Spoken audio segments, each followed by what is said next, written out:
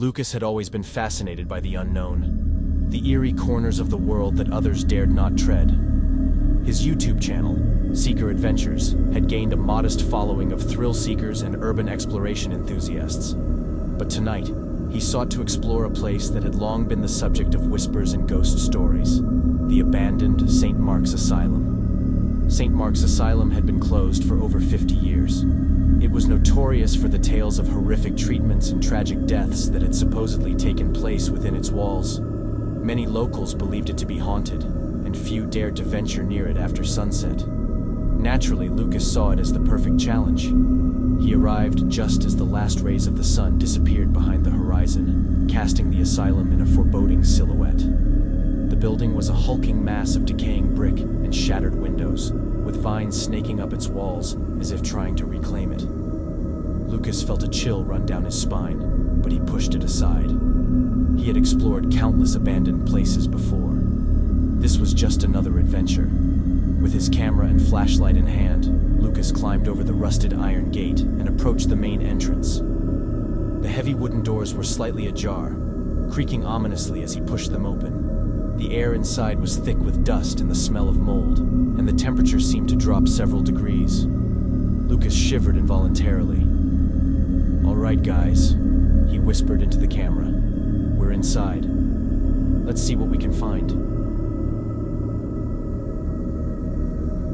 The foyer was vast and empty, with peeling wallpaper and crumbling plaster. An old reception desk stood against one wall, its surface covered in a thick layer of dust.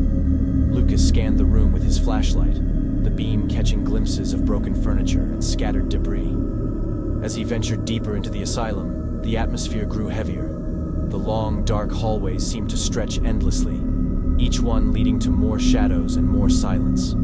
Every so often, he thought he heard faint whispers or the sound of footsteps behind him, but whenever he turned around, there was nothing there. Lucas shook his head, trying to dispel the unease that was creeping over him. "Just the wind," he muttered. "Or maybe rats." He continued to explore, documenting the eerie sights with his camera. In one room, he found an old wheelchair, its metal frame rusted and its seat torn. In another, a row of empty, rusting bed frames, the mattresses long gone. Each room seemed to tell a story of abandonment and decay. But it was when he reached the basement that things began to truly get disturbing.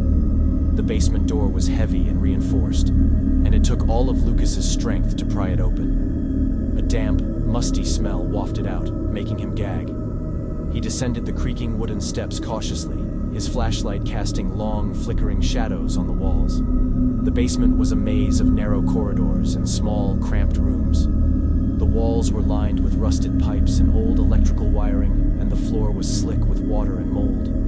Lucas felt a growing sense of dread as he moved deeper into the labyrinth, his footsteps echoing eerily. In one of the rooms, he found a collection of old medical equipment, rusty surgical tools, broken syringes, and cracked glass jars. Some of the jars still contained murky liquids and unidentifiable objects floating inside. Lucas's stomach turned, but he forced himself to keep filming. "This is some seriously creepy stuff," he said to the camera, trying to keep his voice steady. "I can see why people think this place is haunted." He was about to leave the room when he heard a noise behind him, a soft, shuffling sound, like someone dragging their feet across the floor. He spun around, his heart pounding, but saw nothing but shadows. "Hello?" he called out, his voice trembling. "Is someone there?" There was no response, only silence. Lucas felt a wave of fear wash over him. He was scared, but he couldn't back out now. His viewers were counting on him to uncover the secrets of the asylum. Taking a deep breath, he continued down the corridor. The further he went, the more oppressive the atmosphere became. The walls seemed to close in on him, and the air grew colder and thicker. He could feel his skin prickling with unease. At the end of the corridor, he found a heavy metal door, partially open. Inside was a large, dark room that smelled of decay and death.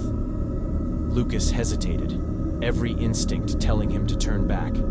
But curiosity got the better of him. He pushed the door open and stepped inside. The room was filled with rows of narrow, iron beds, each one occupied by a figure covered in a dirty, tattered sheet. Lucas's breath caught in his throat. The figures were unnaturally still, and the air was filled with a palpable sense of dread. He approached one of the beds, his flashlight trembling in his hand. Slowly, he reached out and pulled back the sheet. What he saw made him stumble back in horror. The figure beneath the sheet was a desiccated corpse, its skin stretched tight over its bones. The eyes were sunken, and the mouth was twisted into a silent scream. Lucas could see marks on its wrists and ankles, as if it had been restrained. The sight was so horrifying that he felt his knees go weak. "God, what happened here?" he whispered, his voice barely audible. As he turned to leave, he heard the shuffling sound again, louder this time. He spun around, his flashlight beam sweeping the room. One of the other figures was moving, slowly sitting up. Lucas froze, his heart hammering in his chest. "Who's there?" he demanded, his voice shaking. The figure didn't respond. It continued to rise, its movements slow and jerky. As it sat fully upright, the sheet fell away, revealing another corpse, its eyes fixed on Lucas. He felt a wave of terror wash over him. He was scared out of his mind. "Stay back!" he yelled, but his voice sounded weak and hollow in the darkness. The corpse took a step towards him, and then another. Lucas stumbled backwards, his mind racing. He had to get out of there. He turned and ran, not caring where he was going as long as it was away from that room. He barreled down the corridor, the sound of footsteps following him. He didn't dare look back. The fear was overwhelming, consuming him. He could feel his heart pounding in his ears, his breath coming in ragged gasps. Finally, he reached the stairs and scrambled up them, his legs shaking.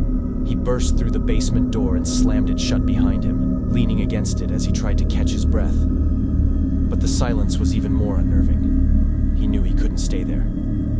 He made his way back through the asylum, his flashlight flickering. The building seemed to have taken on a life of its own, the shadows deeper, the air colder. He could feel eyes watching him from the darkness. As he reached the main entrance, he heard a voice. A soft, whispering voice, coming from the direction of the foyer. It sounded like a child's voice, singing a lullaby. The sound sent chills down his spine. He turned towards the foyer, his flashlight beam unsteady. There, standing in the middle of the room, was a little girl. She was wearing a dirty white dress, and her hair was tangled and matted. Her eyes were dark and empty, and she was smiling at him. "Come play with me," she said, her voice sweet and innocent. Lucas felt a wave of terror wash over him. He backed away, shaking his head. "No, I need to leave." The girl took a step towards him, her smile widening. "Don't be scared. We can have so much fun together." Lucas turned and ran, his mind a whirl of fear and confusion. He didn't stop until he was outside the asylum, the night air cold and fresh against his skin. He collapsed on the ground, gasping for breath, his body trembling. He looked back at the asylum, its dark silhouette looming against the night sky.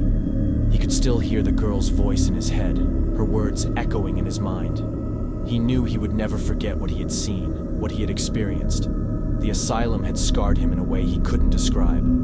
As he sat there, trying to make sense of it all, he knew one thing for certain. He would never set foot in that place again. The stories were true. St. Mark's Asylum was haunted, and it held secrets that were better left undiscovered.